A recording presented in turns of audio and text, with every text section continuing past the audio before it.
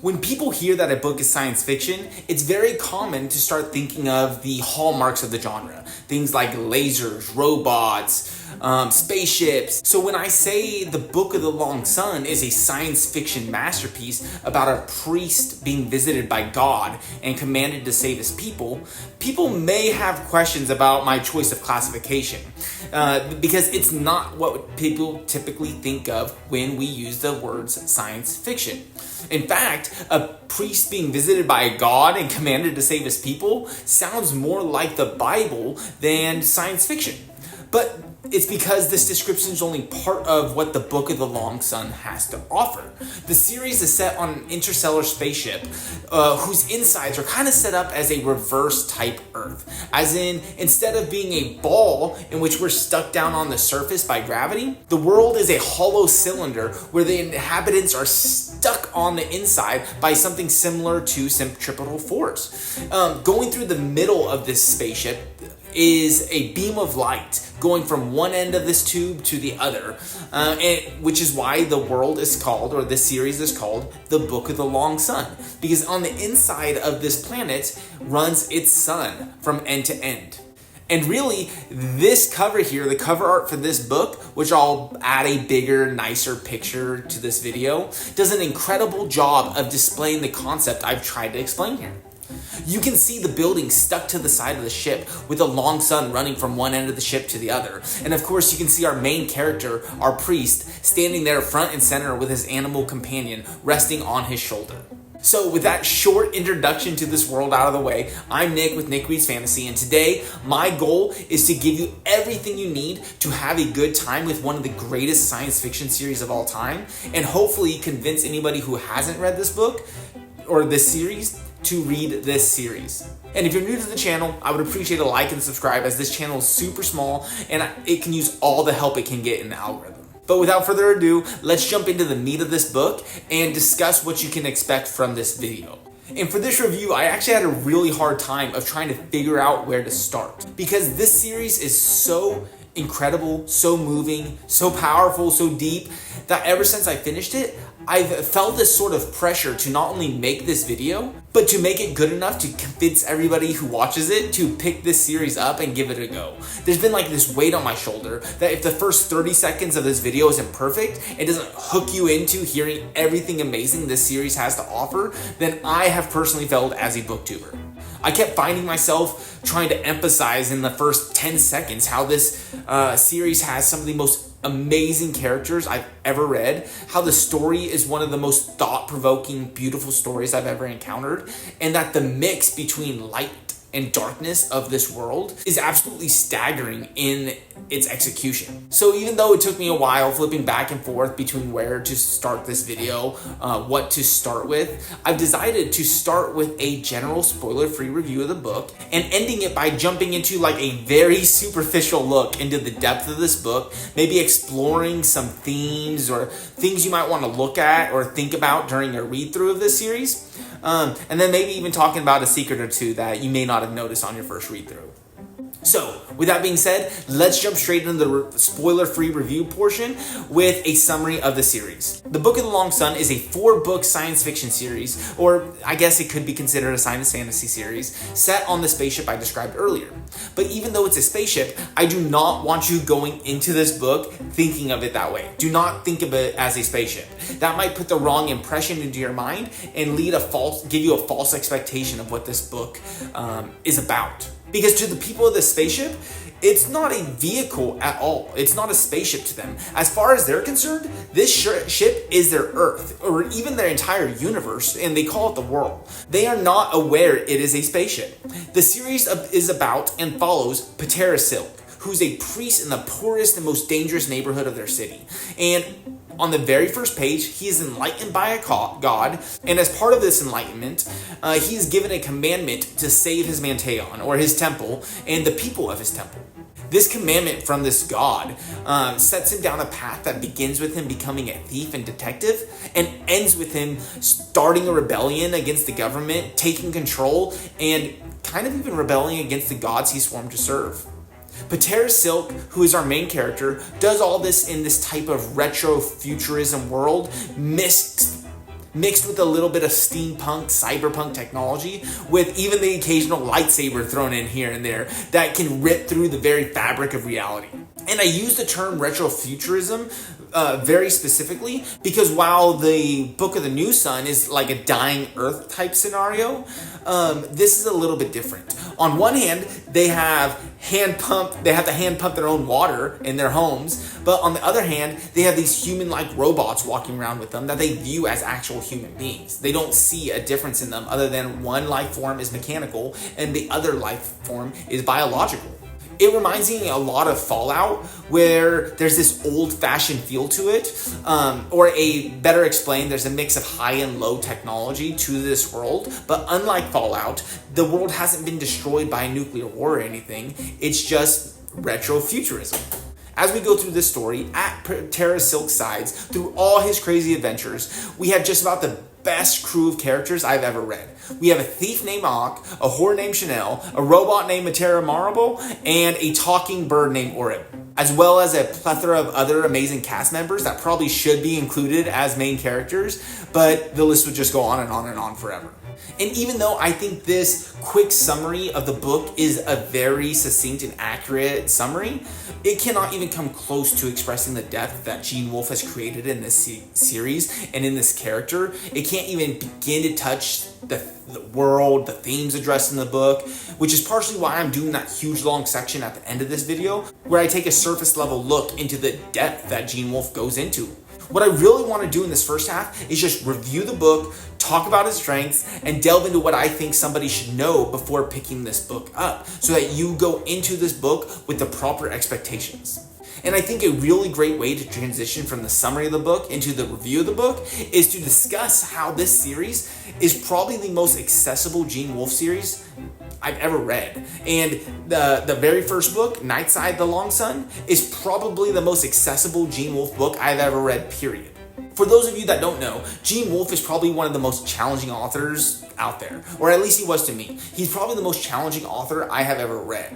And I think part of this is because he trusts his readers probably too much. He is known. He is notorious for his lack of info dumping, for writing very unreliable characters, and for using very unfamiliar or archaic language to describe his world. And even though I'm saying this is the most accessible book and series that Gene Wolfe has ever written, I'm sure some people would argue that this is probably the most inaccessible, just based off the nature of this book, based off the fact that this is a sequel series to the Book of the New Sun.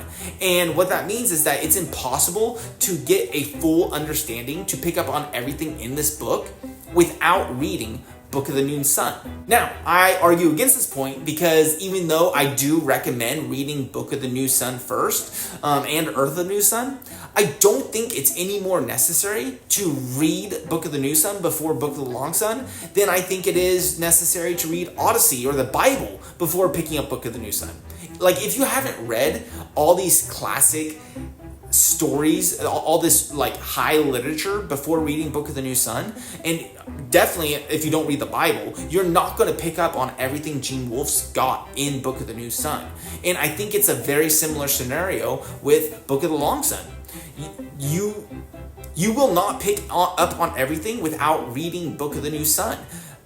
But I think you can still enjoy this book thoroughly, and the things you do miss are not necessary to the enjoyment of the story. There's also the argument that just like any Gene Wolfe book, there are layers upon layers upon layers to this work, and you will get more and more out of it. You'll understand more themes, you'll understand more, you'll have more context when starting out the book, the more you reread his work. So why do I think that this is the most accessible book he's ever written? Why do I argue against all this evidence I just presented? I think it really has to do with the fact that the surface level story is so much easier to understand than any other Gene Wolfe book I've ever read. Something that is super evident from the very first book is that we have a much more traditional story arc, a much more traditional way of storytelling than what we are used to seeing from Gene Wolfe. And I mean this in the sense that you get traditional promises, progress, and payoffs that you do with modern storytelling. As you go throughout the book and the series as a whole, you know where the story is going when you set out, and you end up somewhere in the vicinity of what is promised in the first book, or in the very first part of the book. In contrast, when you pick up Book of the New Sun and you see 4 separate books that make up the series, it's very deceiving because each book does not contain its own little separate story. They're actually just one big, long, cyclical story. The end of Shadow of the Torturer doesn't wrap up the story presented at the beginning of Shadow of the Torturer. We don't start with Severian must pull the sword from the stone, and it doesn't end with Severian must pull the sword from the stone. The Book of the New Sun is just Severian recounting his tale, and book 1 just ends at a wall, a transition point that him as an author thought would be a good part between books 1 and 2. The promises that are made at the very beginning of Shadow of the Torturer often aren't paid off until the end of Citadel of the Odd Arc, or even Earth of the New Sun. And the promises made at the end of Citadel might have been previously paid off way back in Shadow of the Torturer or Claw of the Conciliator. And the big thing is, Book of the Long Sun is very different than that. Each one of the 4 installments bring their own cohesive story, even if it is part of the larger story as a whole. Nightside the Long Sun, for example, we start the book with Patera Silk's Manteon, his temple, being bought by an evil crime lord, and the god who visits Silk commanding him to save it from this guy. Throughout the first book, we see Silk set out to do just that. We see him turn thief and attempt to steal back the deed to his temple by any means necessary, and even contemplating murder at times.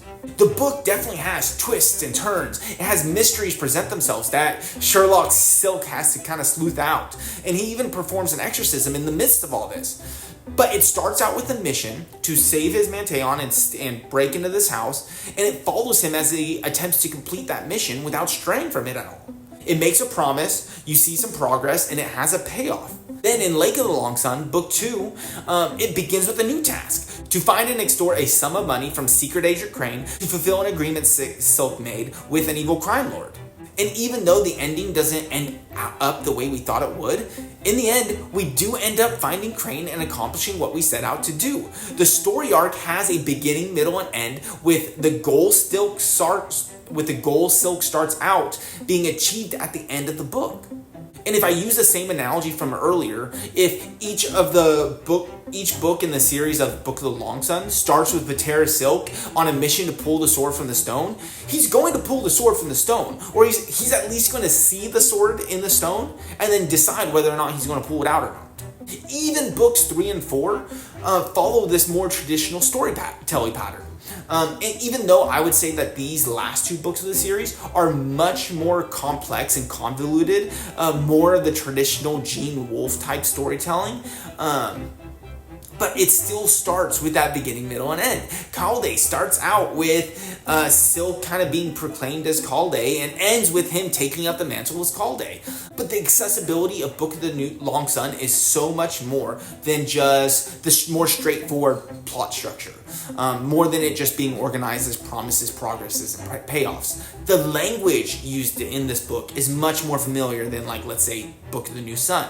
And while much of it still remains a mystery, it still has extra meanings you have to delve into if you want to get the full story presented here, I feel like it's still much more familiar than Book of the New Sun language is. And yes, I will admit that parts of this might just be that I personally am getting better at reading Gene Wolfe. In fact, I feel confident I am better at reading Gene Wolfe. But even understanding that, I think the language he uses here is a lot less obscure and often more straightforward than in Book of the New Sun.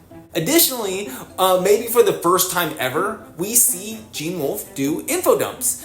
From time to time throughout the series, we see him actually explain what's going on with flavorful info dumps. And they're done beautifully. It's not like your traditional info dumps, but it's something he doesn't typically do. I don't know if I've ever seen him do it before, and he does it in this book multiple times. So when we combine all these things with the fact that this series is written with a traditional third-person point of view, where that we are used to seeing in science fiction and fantasy. That makes it much easier to orient yourself to the world and see what's going on, because you kind of have a narrator from an outside perspective explaining it to us. It makes it so that the overall language, prose, and writing is a lot more easily digestible than a lot of his other first-person point of view perspective, unreliable narrator is for us to digest. So the plot is more straightforward. The language and world are easier to understand. It's written in an easier point of view. And the other thing I think really makes this book more accessible is the depth and quality of the crew of characters we see. I mentioned in my short little introduction that I constantly felt this pressure to share right off the bat how amazing this cast of characters was. And now that I'm going to be talking about the characters, I'm going to go as far to say that these characters have become some of my favorite characters of all time and are 100% some of the greatest characters ever written. But it's also so much, it's way more different than what we typically see Gene Wolfe do. And I don't just mean like the makeup of the crew kind of sounding like a bad old school joke when you like talk about it. Like a priest, a thief, a whore, a robot, and a bird walk into the bar and the bird says, "Bad joke?" It's not just that. It's the characters themselves. It's their depth, their relationships to each other. Patera Silk, our main character, he's the character whose story this really is. It could be called the Book of Patera Silk instead of Book of the Long Sun.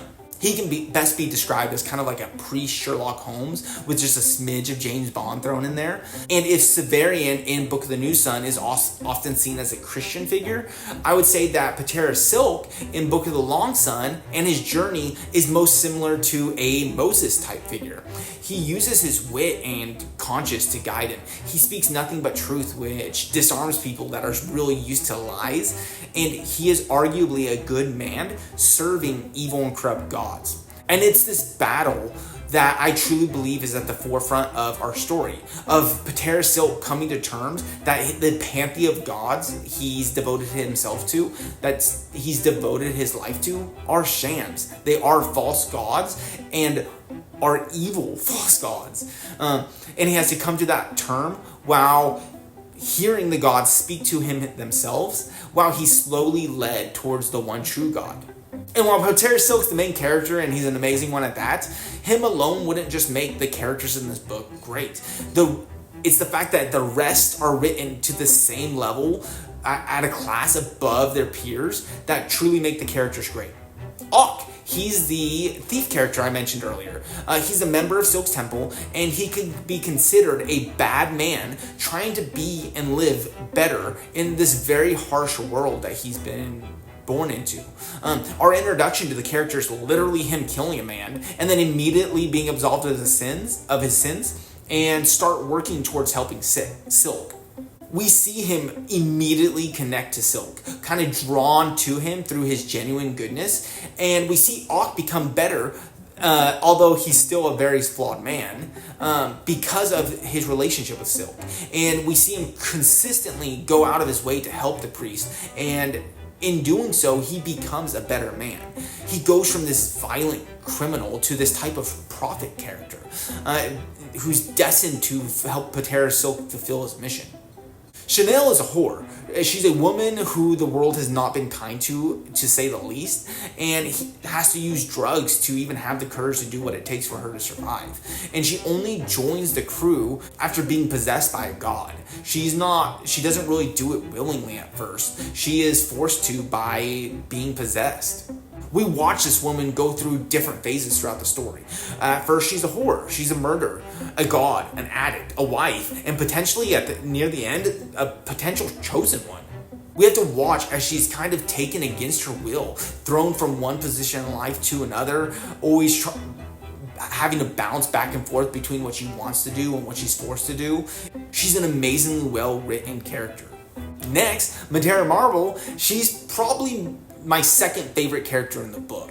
She's by far the most interesting character in the book because she is a robot. She's several hundred years old, and by this time she is starting to fall apart. Her systems aren't working, and we see through her point of view several times where she's kind of going through the system reboot process. She is breaking down and unable to fulfill her functions. And with a character like this, we wouldn't expect to see much growth at all. A robot that is programmed to be how she is, programmed to act a certain way, programmed for a specific function, and being old makes it so that you're slow to change. Like, I'm not old at all, and I'm slow to change. So if somebody's 300, 400 years old, they are going to be slow to change. And yet, throughout this story, this character, Matera Marble, undergoes transformations that I've seen few characters ever do, and it's done so in this beautiful and deep, unique way. Finally, I think we can say it's everybody's favorite character, Auric, who is a talking bird that speaks in 2-word sentences and follows Patera Silk and at times other members of the crew around, helping, giving advice, and pointing out things that may not be obvious to us, but are very obvious to this bird. And watching this group of people throughout the book is literally an experience that I'd never seen before. Like, I've never seen anything like this book. Each have their own unique little character arc that has you rooting for the characters, celebrating their growth, but also kind of lamenting as you watch certain aspects of them die or change. And when I think about people who write great characters, like the greatest character writers of all time, I think of people like Joe Abercrombie, George R.R. Martin, I think Robin Hobb, and now, like, with Book of the New Sun, Gene Wolfe for sure makes it on that list. And I've always thought he was written killer characters, but he takes it to the next level with Book of the New Sun, with the Book of the Long Sun. All right, before we get into the in-depth discussion, I do have one more part of the review that I want to get into. And yes, I do want to discuss the depth and themes of this book. I want to discuss some of the hidden secrets to the Long Sun world. But I think this concept is super important for anyone who has read Book of the New Sun and is trying to decide on whether or not to read the story, to continue with the Solar Cycle series. And really, this part of the review is about the expectations you should go into reading this series. And I've talked about this a lot on my channel before. If you've watched any of my previous videos, I've talked about how important expectations are to how you experience a book. Starting a book with the wrong expectations can lead you to have a horrible experience. My own personal example of this is with The Dragonbone Chair. Like, my initial read, I gave it 3 out of 5 stars, or an average read. And honestly, it was probably lower to mid 3 stars. And honestly, that rating has come to haunt me because ever since I finished reading that book, I haven't been able to get it out of my head. I dwell on the story, the characters, to a level that I rarely find myself doing. And I actually decided to reread it this year, and I'm in the middle of that reread, and honestly, it's blowing me away. Like, the parts that that didn't click with me last time is clicking to a whole new level. Like, I'm appreciating the depth of the characters to a degree that I just didn't appreciate the first time. The tone, the atmosphere is haunting, and the writing is so beautiful that I'm ashamed that it only got a 3-star review with my first read through. But the whole reason I'm talking about this in the review of Book of the Long Sun is because I had a less than amazing time with The Dragonbone Chair because I went into it with the wrong expectations. When I learned about The Dragonbone Chair, or at least when I was making the decision of when to read it, I heard everyone relating it to Game of Thrones or A Song of Ice and Fire. I was told that that Dragonbone Chair and Austin Ard inspired George R.R. Martin to write his series, and that we see so many overlaps where George took directly from the Dragonbone Chair and Austin Ard that they were essentially like very similar books. Worse, I was told that if you liked A Song of Ice and Fire, then you're going to love Dragonbone Chair. So I approached Dragonbone Chair expecting A Song of Ice and Fire, and I was super disappointed, maybe, or at least unable to appreciate the slow burn I got with Dragonbone Chair, a book that's more comparable to an Assassin's Apprentice meets Arthurian legend meets Lord of the Rings than anything like A Song of Ice and Fire. And this is the main thing I want everyone who watches this video to remember when you decide to pick up Book of the Long Sun. I want you to change what you expect from this book, because even though it's a sequel to Book of the New Sun, if you go into this book expecting Book of the New Sun, expecting Severian, or even the world or writing that you get in Book of the New Sun, you're going to be very, very disappointed. Book of the Long Sun is a very different story than Book of the New Sun. The book is told in third person, not first person. The book's setting is retrofuturism on a spaceship, not a dying Earth. This is not Severian's story. This is not a shirtless torturer running around recounting his life, talking about when he had this giant executioner sword and his journey to becoming a god. This story is someone else's entirely. It is Patera's Silk story. It is Father Silk's story, a low-ranking priest of a church set in the poorest district of their city. He doesn't have a perfect memory. He is so poor that a fried green tomato seems like a feast, and he approaches every situation with a humble innocence that would make a saint blush. Book of the Long Sun is as different from Book of the New Sun as a torturer is from a priest. And yes, I have read Book of the Long Sun, and I have read Book of the New Sun, so I do see the similarities between a torturer and a priest, but that's a discussion for the discussion portion of this video. But honestly, I think that makes an even better analogy. The point is, garnish your expectations when you read this book. Approach it as a new series rather than a sequel, and approach it with the mindset that this series is just as good as New Sun, but it's different. And if you do that, you're going to be able to enjoy this book much more than if you thought you were just getting a sequel to Book of the New Sun. And really, now that I think about it, this is probably why so many people had problems with Earth of the New Sun. It's because it was sold as a sequel to Book of the New Sun, and because it was so different from what people expected, so different from the story we were already told, that it broke people's expectations and made it harder for them to enjoy it for what it was. So, to conclude the review portion of this video, this entire series is 5 out of 5 stars. Every single book. And it goes into one of my favorite series of all times category. It's a series with some of the most memorable characters I've ever read. It's a story that's enjoyable as a surface level read, as much as it is for a thought-provoking tale. And while I do recommend this book specifically for people who have read and love Book of the New Sun, I think someone who hasn't read Book of the New Sun, or maybe even somebody who didn't care for Book of the New Sun, could really enjoy this sequel series. And I would actually warn people who love Book of the New Sun to be very wary of their expectations when approaching this series, so that they go into it with the right mindset. Okay, now that the review portion is out of the way, I get to go into the most exciting part of the video. It's where we're going to take a surface level look into the depth and themes of the Book of the Long Sun. Kind of explore some of its mysteries and to make some of the observations for someone who hasn't read the book that they can look out for on an initial read to kind of heighten their experience. Or for someone who has read it, you can tell me why I'm wrong, or comment their own thoughts on these observations and tell me if they saw these, they agree, if they disagree, everything in the comments down below. And once again, if you're enjoying this video, please like and subscribe. Like I said, we're a smaller channel, so any interaction with this video helps the channel grow. And watchers of this video, beware. The previous review was a spoiler-free review, but even though I'm in that boat that believes that Gene Wolfe's books can't be spoiled, I will be discussing things in this part of the review, the discussion, that most of the book community would consider spoilers in this section. So this is your warning. If you don't want to hear any spoilers, jump off. And now we are jumping into it. And the very first thing I want to discuss in this section is this book's connection with the Old Testament. And I really want to start here because anytime you watch, read, or listen to anything about Book of the New Sun, it's not going to be 5 minutes before you hear someone discuss the relationship between Severian and Christ and how Book of the New Sun is like a Christian book work. It's a Catholic work.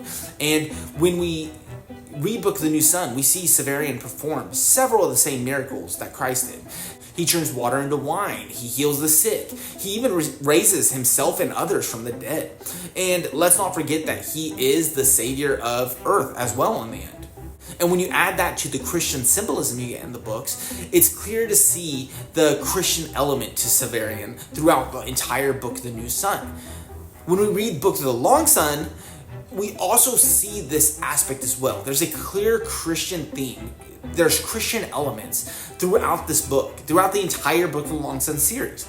But unlike Book of the New Sun, whereas we see a lot of New Testament Christianity, the Book of the Long Sun is just absolutely drowning with Old Testament Christianity, like countless examples. And I think for me, this idea was really formalized in my brain during the funeral of the whore Orpine. Because during the scene, we get this very detailed recounting of Patera Silk performing the sacrifices that he as a priest is called to do. We see the way he performs these sacrifices and how similar they are to how Jews perform their sacrifices in the Old Testament. Like in Leviticus, it outlines how priests are supposed to make their sacrifices to God, how they cut off the head and burn it, how they sprinkle blood around the fire, and what parts are to be eaten versus what's supposed to be burnt offerings. But it's more than just that. Also at that funeral, that just helped me make it click, was the idea of paying mourners, which is a Jewish custom we see in the Bible. And it started me down this idea of Old Testament applicability. It made me start to think of Moses and the Hebrews as they left Egypt. But Moses specifically, when he was in Egypt, he was raised in Egyptian households, in Pharaoh's household. And you can see how skewed his view of religion could be. How he being adopted by an Egyptian family, would worship Egyptian gods while also learning about his heritage God, the one true God of his culture as well. He would have been taught about the king of gods, about the mother to gods, about the gods of the underworld, all the Egyptian pantheon. But he would also know that as a Jew, they worship a separate God, one that doesn't recognize other gods as gods at all, but created man in his own image, has said the world is good, and denounces any of the other gods but him. We also see this as the Jews leave Egypt. We see how living among the Egyptians have altered their view and understanding of religion and how they worship. We see how hard it is for them to leave behind the pagan traditions of the Egyptians, how they melded their culture with the Egyptian culture, how they've melded their religion with the pagan. And it's only Moses who has communed with God who is able to keep them oriented to the religion of their fathers. An example of this is at the first sight of trouble, the Hebrews create a golden calf to worship because that's what they were used to doing. They are practicing the customs of the people they lived with for an unknown number of years. Moses went from being raised in an Egyptian household, very comfortable around their customs and cultures, knowing about their pantheon of gods, along with the Hebrew God, to having total devotion and worship towards the one true God after being quote unquote enlightened at the burning bush. And I see this story being very applicable to Patera Silk. Patera Silk worshipped this pantheon of gods while knowing about the outsider, but seeing him as just another god, and learning that Pas is the father of gods and the most important, knowing that there's an underworld god and a mother of gods and a god of whores. And even with Silk knowing that the outsider has a history of creating mankind, he still sees him as just one of the pantheon. But after his enlightenment, we see him start to shift his devotion towards the outsider. We watch how he begins to see how he first thought were gods are what they truly are. They're false gods, and how his view of the outsider being the one true God shifts throughout the book. Then, on top of all that, we see Silk's disciple, Ak, become a leader of the people while still revering Patera for who he is. We see Ak being the leader who leads an exodus of their people out of the world into the promised land, while Patera Silk stays behind, never being able to see the promised land, very similar to how Moses can never enter their promised land. And there's definitely more that make me think about the Old Testament during this series, but those are just a few examples that I think really paints the picture of Silk being a Moses figure and the Book of the Long Sun being applicable to the Old Testament the same way the Book of the New Sun was applicable to the New Testament. And I haven't seen anyone else discuss this idea before. Not that I've looked very deep into it yet. I've started listening to Al Zabosoup, but I'm very early on into that discussion right now. So I want to hear your thoughts on this. Like, have you read something about this before? Do you see arguments against or for my argument? Let me know in the comments below.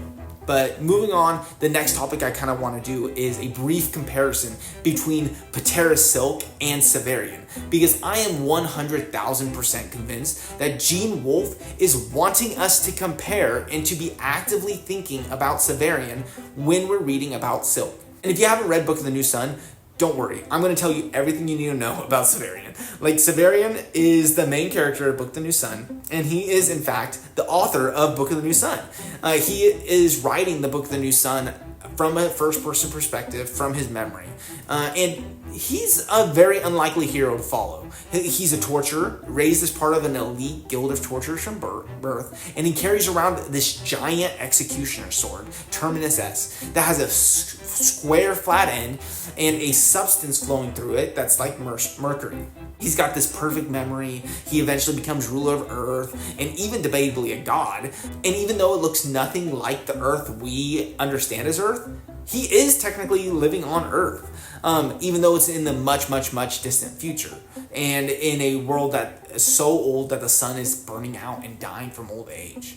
And I'm giving you this summary of Severian again because at first glance, it's very strange to think that I would find comparison, that I would find similarities between him and Patera Silk, because at a surface level glance, they are complete opposites. Patera Silk is this low-ranking priest of a church set in the poorest district of their city. He doesn't have a perfect memory. He is so poor that a fried green tomato seems like a feast. And when we begin the book, he follows his gods with a religious fervor that is totally foreign to anything the world's seen. But once we get past this surface level glance, we see these eerie similarities between the two characters. Their garb, for example. It's very simple, but Severian's uniform of office is a cloak of Fulligan, a color that is so black it's devoid of any light. You can't even see wrinkles, this thing is so black. Silk's uniform is also black robes, which he comments later in the series is black so that they can hide the blood of their victims.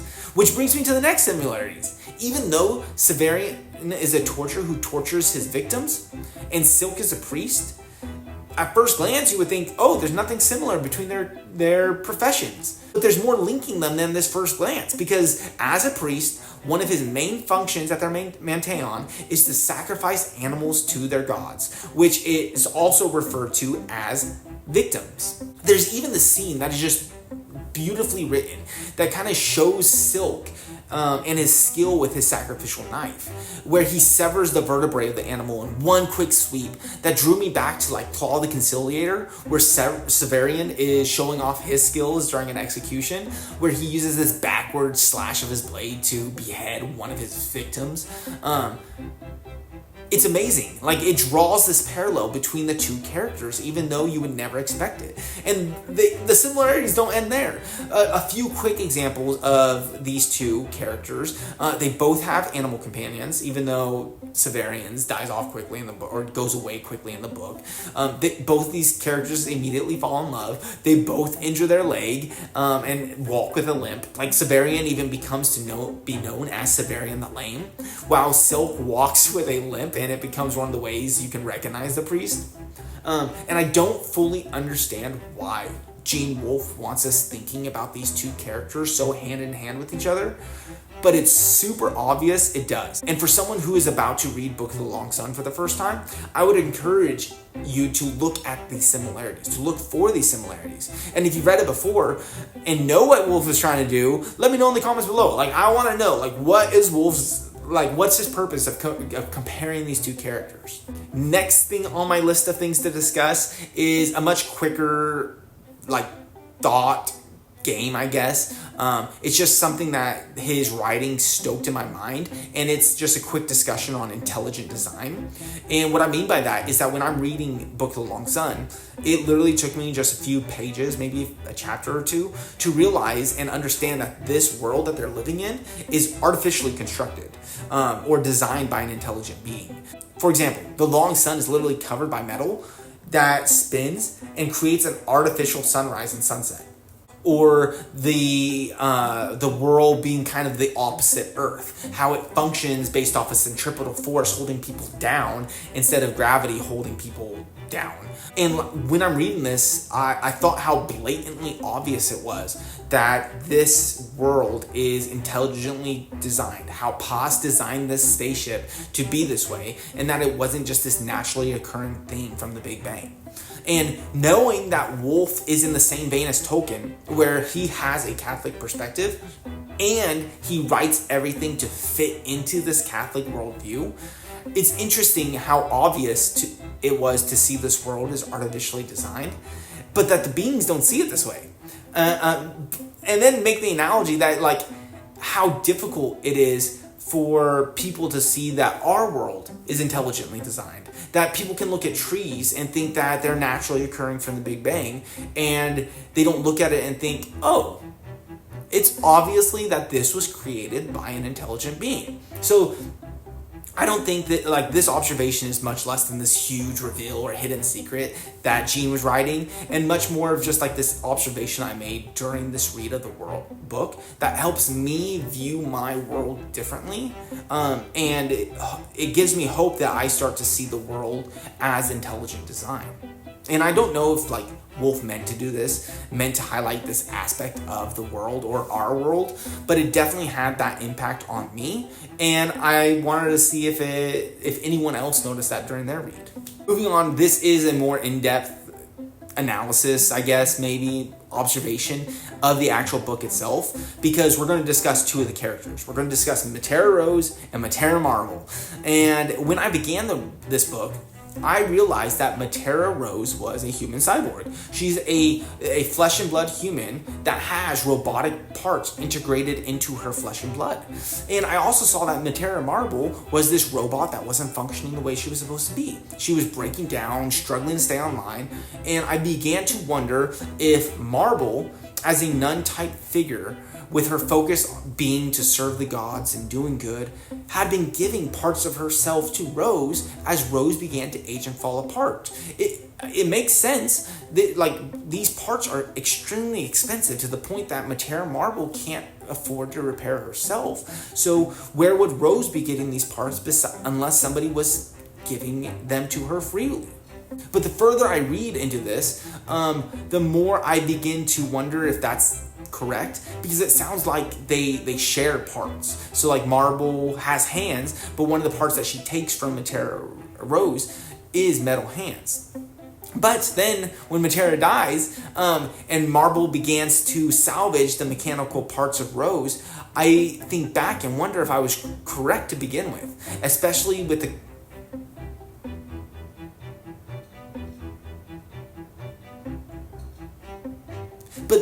But that theory of whether or not the parts come from Marble, that's not what I want to discuss. The thing I really want to discuss is thinking about and pointing out what happens to Marble after she integrates Rose's parts back into her. We see that not only does Marble have parts of Rose within her, it's not just mechanical. They're actually poor parts of Rose's identity. She now views blood as her son and Rose's memories as her memories. And this idea, this topic, it seems to fit into this idea that I'm beginning to believe Wolf loves to play with, which is a connection between the body, mind, and soul. In Book of the New Sun, for example, we see Severian become someone completely new and different after partaking in this type of perverted Eucharist where he consumes Thecla's flesh. When he eats her flesh, that is combined with the alzabo compound, he retains Thecla's memories and becomes a combination of these two characters. And here again, we see a very similar phenomenon happening when Matera Marble consumes the parts of Rose. She becomes a new being of this weird combination of these two people. And this, of course, also has deep Christian messaging and themes to it in relating everything to the Eucharist and how taking the sacrament is taking the flesh of Christ, but it's also just about the value of human life as well. Every time I read Wolf, I find myself dwelling on the relationship between body, mind, and spirit. And this relationship between Matera Rose and Matera Marble is one of the things that triggers this thought process for me throughout this book series. And since this topic touches on the connection between mind, body, and spirit, it also brings me to the next observation. And maybe I'm reading too much into this, but I did find this interesting nonetheless. One of the arguments I grew up hearing when discussions about God were being done was about how God is the universe's greatest scientist. How God's not magic, he just understands things better than we do. Somewhere along the lines of like technology that is so advanced that it seems like magic to people who don't have it. I've seen iterations of this idea portrayed in Star Trek where Starfleet meets with or discovers a primitive society and they are treated as gods. A specific episode comes to mind where the planet's time is also out of sync or something like that, and we watch the society go from worshiping these characters as gods to finding them, discovering they are not gods, and then surpassing them and their technology to becoming these god-type entities to the Star Trek crew, or at least have a technology gap that is as big as Starfleet had when they first approached this planet. And of course, this is all just an argument that leads to the idea that there is not a God or spirit, but just intelligence and technology at different levels. But my point for bringing this topic up is because I think Wolf might be toying with this idea a little bit throughout this book, and that at the idea that there might be rational explanations for irrational events or natural explanations behind the supernatural. And I think the most obvious of these is seen with the character Mucor, who is Blood's adopted daughter that is genetically modified embryo that he bought off the black market. These embryos were, of course, supernatural based off natural reasons. They were genetically altered, which makes her capable of a type of possession or astral projection. And then Chanel and Silk are possibly some of these embryos. And because of that, they are more susceptible to possession, which once again links it more towards this rational explanations for irrational events or irrational abilities. But I really think that's just the obvious example that Wolf wants us to begin looking at. I think the deeper example is probably the conversation that Dr. Crane has with Silk. Dr. Crane says something to Silk like, oh, you had an aneurysm burst in your brain, which is what Silk has interpreted as being enlightened or the outsider coming to him. I think he even goes as far as saying that he's had patients have this before and has linked them to ruptured aneurysms. He says that this is what makes people think they are enlightened when they're not. And what's so interesting about this is that Dr. Crane is very similar to the Star Trek writers, atheists who find explanations behind their seemingly unexplainable. So you would think that Wolf, as a devout Catholic, would kind of argue against this notion. And yet, we see this again with another one of our characters when they are enlightened by God. Later in the story, Ock cracks his skull and suffers a head wound. And only then does he become possessed by Hyrax. And it's as if Wolf is linking brain trauma to enlightenment by the gods. Even Chanel, who is so easily possessed by the gods, she has this drug addiction, which we know damages the brain. And I know the biggest discussion is that these characters are genetically modified. They're genetically modified to become become more enlightened, more easily enlightened, or to become more easily possessed.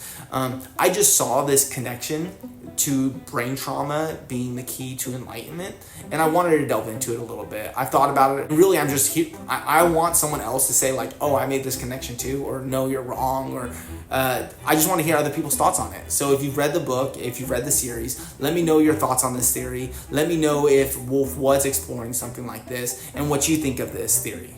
All right, the next thing is another deep conversation I want to have, and it's behind the cosmology of the Book of the Long Sun. And I don't know if I would have been cultured enough to have picked this up, as I'm not like an expert on Christian cosmology or ancient civilization cosmology, or honestly cosmology in general, but I think I was able to pick it up because I read Wizard Knight before I read Book of the Long Sun. And essentially in Wizard Knight, the universe is structured very similar to Dante's, where there's a geocentric view of the universe that envisions a spherical world surrounded by concentric spheres of heavens and hells, where God resides at the highest and the devil is at the bottom. And each level has a distinct structure reflecting the nature of sin and purity. The higher you are, the more purity. The lower you are, the more sin. And a major focus in the Wizard Knight is how the higher realms are inhabited by higher beings, while the lower realms are inhabited by lower beings. And one of the big things in Wizard Knight is that the people of his realm that he's in have begun to worship and look towards the beings that are below them instead of the beings that are above them. And I know this sounds like I'm getting off track, and maybe I was a little bit, but we see this idea of worshiping things above and below us in the cosmology and hierarchy applying to the Book of the Long Sun as well. And at first it's very tricky because we see Patera's Silk descend into the depths of the world. We see him go down, and as he goes down, we see this like physical representation of the underworld, or the world of death, where the remains of sacrifices are disposed of, and there's these demonic beings called gods lurking in the darkness. There's huge piles of ash and bone that just surrounds him. And as we go deeper, and we go as low as we can, we see the outsider and the goodness of his creation. And Silk begins to recognize this hierarchy, how the outsider is great and the false worship of the pantheon he worships is bad. But when it's described this way, it's easy to be confused because it's described backwards from how we think. In Dante and Wizard Knight, the higher beings inhabit higher realms, where the lower beings inhabit lower realms. And yet in Long Sun, as Silk descends, we see him find the higher being and the true being of worship. But we also have to remember the world we're on. We are not on Earth, where descending brings us lower. We're on a inverted Earth. We're on a false Earth, where things are opposite. That it's an inverse Earth, where as we go down, we're actually going higher. We're going into a higher realm, not a lower realm. The Long Sun is not true goodness. It's a gift to the people from false gods. And the Long Sun at the center of this world is actually the lowest layer. The gift from this God, the God of gods, is the lowest center of this world. And we see how when Silk descends, he's actually rising up to a higher realm. And that worshiping of the gods of the worlds is at the lower level. And we see the same idea of Wizard Knight, of how the people are worshiping a lower tier, being repeated in Book of the Long Sun.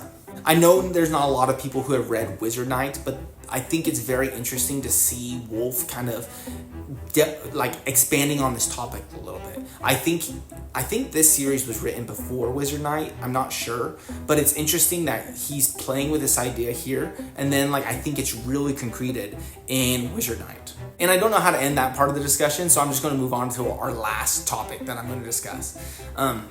This is a really long video. My throat's getting tired. But the thing I wanted to discuss is the outsider, Pos, and the death of gods. And I wanted to discuss this because Gene Wolfe does so many things in this book series that I just hadn't seen him do before. And I think one of the biggest things that kind of blew my mind was that he makes it clear in this book that Christ exists in this universe. that he is the one true God and that the outsider is Christ himself and not just Christ-like. And this is different from anything else I've seen in Wolf's work, because even though he writes through a Catholic lens and is applicable to Christians and even their theology, he never mentions Christ himself the way he does in this book.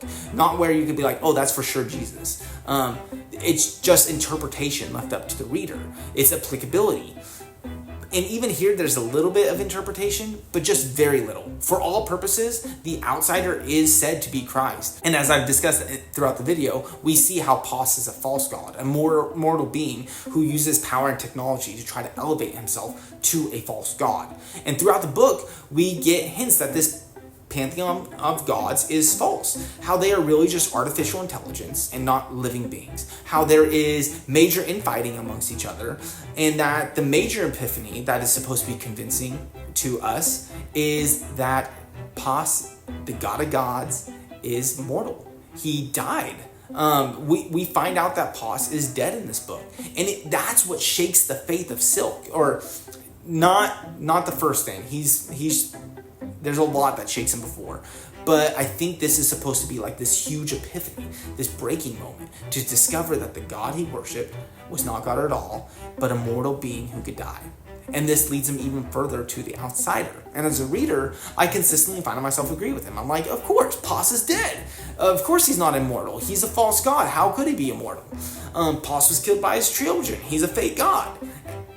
But the irony to that is that I am Christian. And as a Christian, we believe our God was killed by his children here on earth. And there's an argument that says, well, him dying isn't the important part. The important part is that he rose from the dead. He is the living God. In Chaldea and Exodus and even Book of the New Sun, we actually see Pos do this. We see Pos begin to resurrect himself and possibly end up succeeding in this resurrection. And I'm not going to go super deep into this discussion other than just pointing out that this kind of discussion is potentially happening in this book. How Pos is in a way repeating the cycle of Christ. And his church looks very much like the Catholic Church. And even the way Silk and his priests or his nuns serve Pos seem like they're teaching good things. They're exhibiting traits of Christians. And with that, that's going to be my last discussion point. I'm tired. I've talked a lot. This is by far the longest video I've ever put out. That's another thing I want you to comment on. Do you like these deeper, longer dives, these longer discussions? Let me know in the comments below. And like I said again, if you haven't liked and subscribed, it helps the channel grow. Hope you all enjoyed the video and got some value out of it. Let me know what you think of these theories or observations, because I'm literally just stewing on it myself. And let me know, do you agree? Do you disagree? What am I missing? And what didn't I discuss here that you think I should have? Let me know in the comments below. Thanks for watching.